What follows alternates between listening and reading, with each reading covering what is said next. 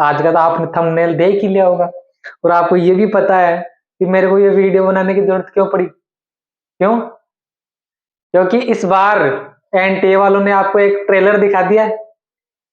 इस बार के पेपर में लगभग लगभग 7-8 क्वेश्चन ऐसे थे जो कि असर्शन रीजन वाले थे। तो पहले तो आप देखिए कि असर्शन रीजन वाले क्वेश्चन क्या होते हैं। कि जनरली क्वेश्चन में क्या होता है कि एक क्वेश्चन होता है, उसमें 4 ऑप्शन होते हैं, बस आपको एक टिक करना होता है। बट असर्शन रीजन में ऐसे नहीं होता, उसमें कुछ अलग पिक्चर होता है। एक तो होता है असर्शन, एक होता है रीजन। हिंदी में इसको बोला जाता है कथन और इसको हिंदी में बोला जाता है कारण। मतलब एक तो आपको असर्शन दे रखा होगा, एक स्टेटमेंट में आपको असर्शन दे रखा होगा और एक स्टेटमेंट में आपको रीजन दे रखा होगा। फिर नीचे 4 ऑप्शन होंगे, नीचे क्या होंगे 4 ऑप्शन। उसमें आपसे पूछ रहा होगा कि असर्शन एंड रीजन दोनों करेक्ट है क्या।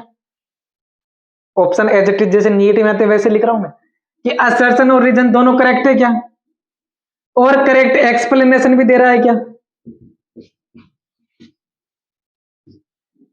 दूसरा होगा कि असर्शन और रीजन दोनों करेक्ट है बट करेक्ट एक्सप्लेनेशन नहीं दे रहा। तीसरा होगा कि असर्शन सही है, रीजन क्या है, असर्शन सही है, रीजन क्या है, रोंग है। असर्शन सही है, रीजन क्या है, रोंग है। यहां पर असर्शन भी सही था, रीजन भी सही था, और रीजन असर्शन की करेक्ट एक्सप्लेनेशन। अभी आप बने रहे वीडियो में, समझ में आएगा कैसे क्या एक्सप्लेनेशन, थोड़ी देर बने रहे आप। और रीजन जो है वो करेक्ट एक्सप्लेनेशन भी दे रहा है।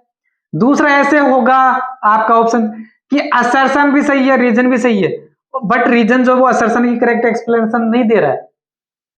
तीसरा ऐसे होगा कि असर्शन सही है, रीजन क्या है, इनकरेक्ट है। चौथा ऐसे होगा कि असर्शन भी गलत है और रीजन भी गलत है। तो ऐसे आपको एक चूज करना पड़ेगा, ऐसे आपको क्या करना पड़ेगा, एक चूज करना पड़ेगा। अब मैं क्वेश्चन की फॉर्म में आपको बना दूं एक, कि मान लो कि during ovulation, during ovulation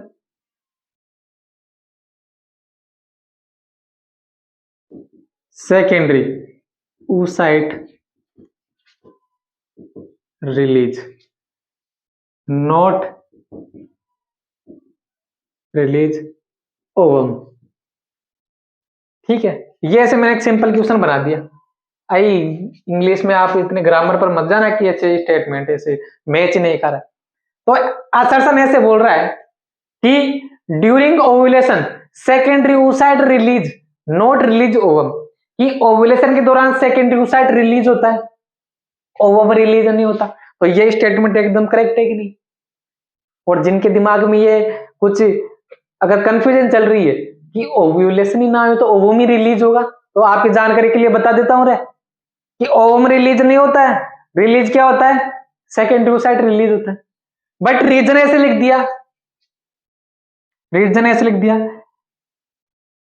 secondary oocyte arrest इन मियोसिस सेकेंड। ये रीजन है भाई, ये रीजन है। ऐसे क्वेश्चन आ गया आपके सामने। अरे असर्शन बोल रहा है कि during ovulation secondary oocyte release not release ovum, तो ये स्टेटमेंट एकदम करेक्ट है कि नहीं भाई। ठीक है, करेक्ट है। अब जो रीजन है या जो कारण है वो ऐसे बोल रहा है कि सेकेंडरी oocyte अरेस्ट इन मियोसिस सेकेंड। तो मतलब ये क्या, रीजन जो वो करेक्ट एक्सप्लेनेशन कर रहा है क्या, करेक्ट एक्सप्लेनेशन कर रहा है क्या। तो ओवुलेशन के दौरान सेकेंडरी oocyte रिलीज हो रहा है, ओवम रिलीज क्यों नहीं हो रहा भाई, क्यों नहीं रिलीज हो रहा, क्योंकि सेकेंडरी oocyte का मियोसिस सेकेंड अरेस्ट है, तभी तो वो सेकेंडरी oocyte से ओवम में चेंज नहीं हो पा रहा है, ओवम में चेंज नहीं हो पा रहा है। तो ये जो रीजन है वो रीजन करेक्ट है, बिल्कुल करेक्ट है। बट क्या वो इस असर्शन की करेक्ट एक्सप्लेनेशन दे रहा है क्या, बिल्कुल दे रहा है, बिल्कुल दे रहा है। जैसे कि एक एग्जांपल ले लो आप कि मैं चंचल कुलदीप बायोलॉजी पढ़ाता हूं, ये तो क्या है, एक असर्शन है, ये तो क्या है, एक असर्शन है। रीजन ऐसे कि बायोलॉजी, चंचल कुलदीप को बायोलॉजी आती है इसलिए वो बायोलॉजी पढ़ाते हैं, तो रीजन करेक्ट है।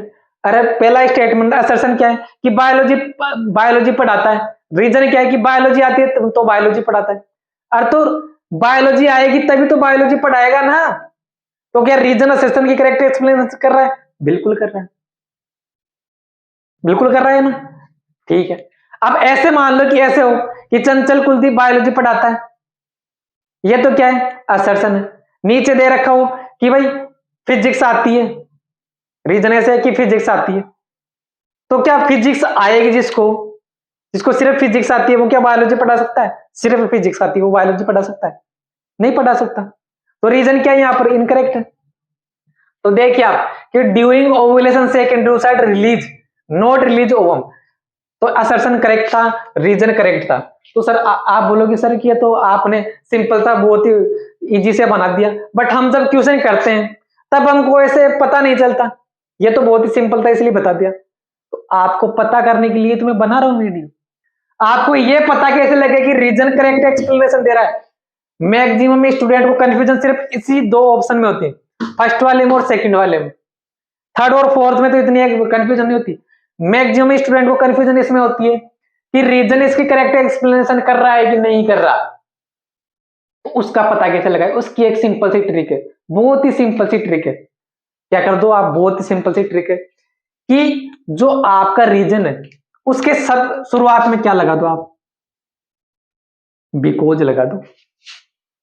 जैसे आप रीजन के शुरुआत में बिकॉज लगाओगे तो ऑटोमेटिक ये सेंटेंस कंप्लीट हो जाएगा। तो आप इसको फिर क्या कर पाओगे? रिलेट कर पाओगे। अब आप इस स्टेटमेंट को पढ़िए कि during ovulation secondary oocyte release not release ovum. यहां से पढ़ो because secondary oocyte arrest in metaphase second. तो कंप्लीट सेंटेंस बना कि नहीं? जैसे मैं बोलता हूं, किसी ने बोला कि कोई दुकानदार है, कोई किराने की दुकान है। तो ऐसे मैंने स्टेटमेंट बोला कि कोई किराने की दुकान अच्छी चल रही है। अब उसका रीजन ऐसे है, क्यों अच्छी चल रही है? क्योंकि उसके पास सभी सामान उपलब्ध है। क्योंकि उसके पास सभी सामान उपलब्ध है तभी तो चलेगी ना। मान लो कि उसके पास सामान ही नहीं है सारा, तो वो दुकान चलेगी कैसे? तो मैंने जब रीजन बोला, कारण जब बोला, तो शुरुआत में क्या लगाया? क्योंकि, बिकॉज। जब भी आप किसी भी स्टेटमेंट का कारण देते हो तो शुरुआत में क्योंकि लगाते हो कि नहीं? क्योंकि, बिकॉज वो ऐसा करता है, क्योंकि वो ऐसा है। तो आप जब एक्सप्लेनेशन दे रहे हो उसकी, तो उसके शुरुआत में क्या लगा रहे हो आप? बिकॉज लगा रहे हो, क्योंकि लगा रहे हो।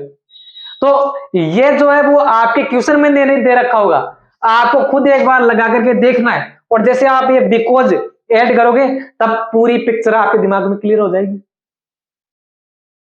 तो इस क्वेश्चन का आंसर क्या है कि असर्शन भी करेक्ट है, रीजन भी करेक्ट है।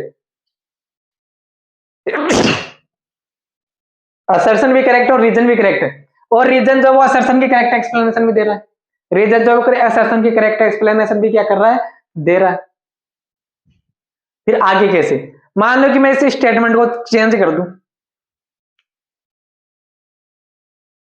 स्टेटमेंट को क्या कर दूं? चेंज कर दूं।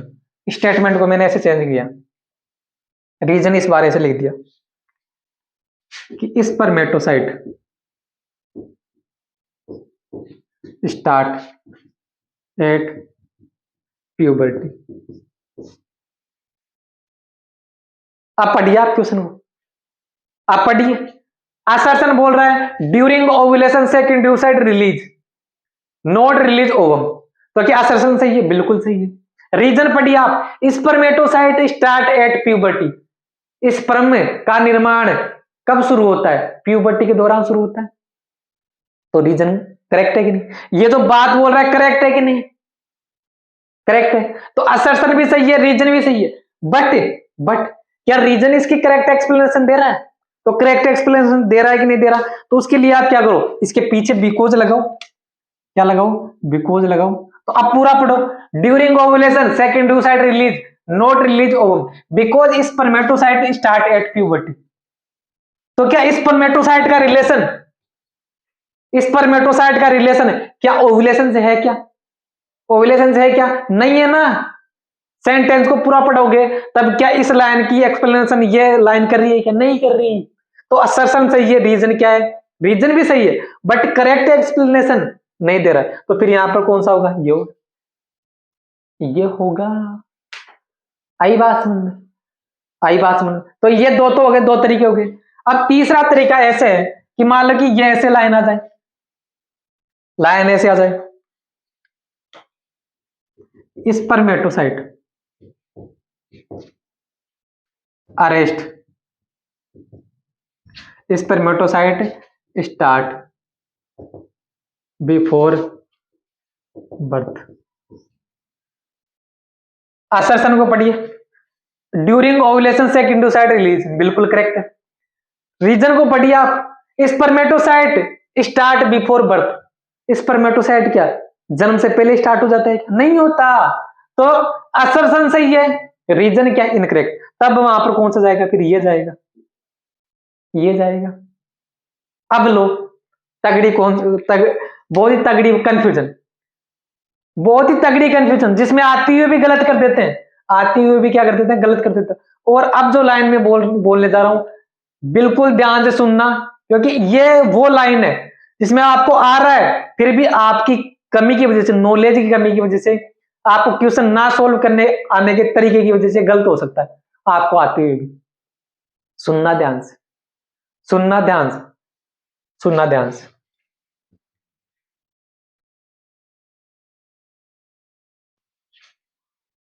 ध्यान से सुनना और समझना। मैंने लाइन लिखी, spermatocyte start before birth, reason लिखा,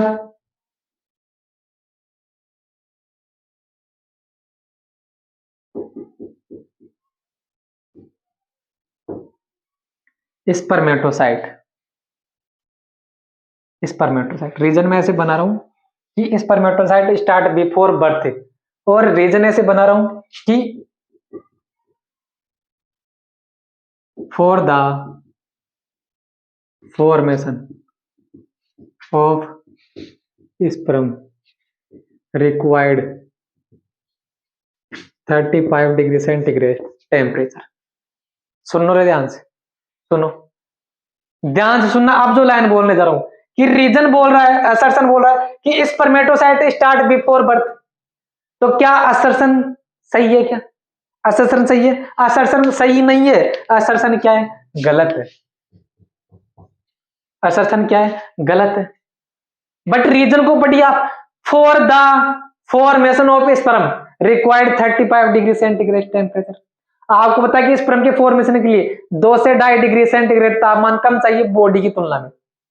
तो क्या रीजन सही है? रीजन सही है? रीजन सही है। लाइन तो बिल्कुल सही लिखी हुई है, तो आप ऐसे मत कर देना कि असर्शन सही है रीजन गलत है, तो थर्ड वाले को टिक कर दिया, थर्ड वाले को क्या कर दिया? टिक कर दिया। ऐसे नहीं होगा रे, ऐसे नहीं होगा। सॉरी, ऐसे मत कर देना आप अपने दिमाग में बना करके कि असर्शन गलत है और रीजन सही है, असर्शन गलत है और रीजन सही है। आप कोई भी मान लो कि कोई आपके सामने कोई ऐसा व्यक्ति जो एक सेंटेंस बोल रहा है, अब वो सेंटेंस ही गलत है, सेंटेंस ही गलत है। मान लो कि आपसे कोई आकर के बोल दे कि एशियन नीट पर चैनल पर चंचल कुलदीप फिजिक्स पढ़ाते हैं, फिजिक्स पढ़ाते हैं, तो ये जो लाइन है वो गलत है कि नहीं? असर्शन क्या है? गलत है, पूरी लाइन ही गलत है। अब इसकी कुछ भी आप एक्सप्लेनेशन दे दो, तो जब जो लाइन बोली गई है वही गलत है, तो उसकी एक्सप्लेनेशन भी क्या होगी? गलत होगी, गलत होगी कि नहीं? तो अगर आपको असर्शन गलत दे रखा है, असर्शन गलत दे रखा है, तो रीजन चाहे सही हो चाहे गलत हो, आपको हर कंडीशन में उसको गलत ही मान करके चलना है। असर्शन सही गलत दे रखा है, तो रीजन अगर सही भी है तब भी उसको गलत ही मान करके आपको चलना है। तब आपको कौन सा ऑप्शन चूज करना है? तब आपको लास्ट वाला ऑप्शन। जैसे ही असर्शन गलत आया तो आपको कहीं पर जाना ही नहीं है, आपको आखिरी ऑप्शन टिक करना है, दैट्स इट। गलती किस में होती है? फर्स्ट सेकंड में गलती, फर्स्ट सेकंड में और आखिरी वाले में। तो ये क्या थे असर्शन रीजन के टाइप की जो क्वेश्चन होते हैं, उनको कैसे सोल्व किया जाता है, उसके बारे में मैंने पूरा एफर्ट लगा करके आपको समझाने की कोशिश की है। आप इन असर्शन रीजन को क्वेश्चन को जब करोगे तब भी आप बायोलॉजी में 80 अबव क्वेश्चन सोल्व कर पाओगे। अगर आप इन असर्शन रीजन क्वेश्चन को छोड़ रहे हो तो आप बहुत बड़ी गलती कर रहे हो आप। क्यों? क्योंकि नंबर इस बार नीट वालों ने एनटीए सिर्फ ट्रेलर दिखाया है, पिक्चर भी दिखा सकता है आपको, हो सकता है 10 भी आ जाए, 15 भी आ जाए, 20 भी आ जाए, क्योंकि जब एग्जामिनर पेपर बनाएगा तो वो उनसे पूछ करके नहीं बनाएगा। तो आपको उसके लिए पहले ही तैयार रहना है। और ये जो मैंने वीडियो बताई आपको, फिर भी आपको कंफ्यूजन, तो एक बार वापस चला करके वीडियो को देखिए। आप एक बार नहीं 2 बार देखिए, क्योंकि आप 15 मिनट दोगे ना तब आपको ये कुछ देकर के जाएगा। तो आपके जो भी फ्रेंड है जो नीट की प्रिपरेशन कर रहे हैं, जिनको भी इस असर्शन रीजन टाइप के क्वेश्चन में कंफ्यूजन है, जिनसे क्वेश्चन नहीं बनते, तो इस वीडियो को उनके साथ शेयर करें। ऐसे ही दमदार टॉपिक के साथ मिलेंगे हम अगले लेक्चर में, तब तक के लिए थैंक यू वेरी मच।